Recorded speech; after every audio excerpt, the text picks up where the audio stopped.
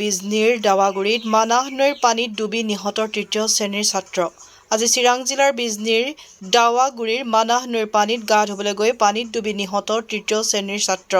নিহত ছাত্ৰজন গোৱালপাৰাৰ লক্ষীপুৰ নিদানপুৰৰ বাসিন্দা নুৰ হুছেইন আলীৰ পুত্ৰ ছাদ্দাম হুছেইন। আইতাকৰ সৈতে দাৱাগুৰিৰ নিবাসী খুৰাক ৰফিকুল ইছলামৰ ঘৰলৈ আলহী খাবলৈ আহিছিল। আজি সমনীয়াৰ সৈতে মানাহ নৈত গা ধুবলৈ গৈ ঘটে অঘটন। পৰিয়ালৰ লোকে ছাত্ৰজনক বিজনী মহকুমা অসামৰিক চিকিৎসালয়লৈ লৈ আহে যদিও কৰ্তব্যৰত চিকিৎসকে মৃত বুলি ঘোষণা কৰে।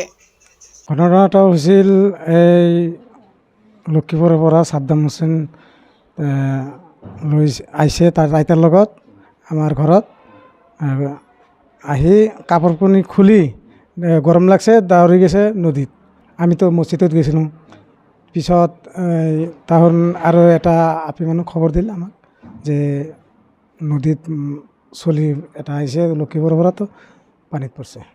আমি দৌৰি যাই দেখি সঁচা কথাই পানীত পৰিছে। পিছত আমি নামছিলোঁ নদীত, আমিও নামছিলোঁ, বিচাৰ টিচাৰ কৰিছোঁ। পিছত পাইছে, পোৱাৰ পিছত এম্বুলেঞ্চ খবৰ দিছিল।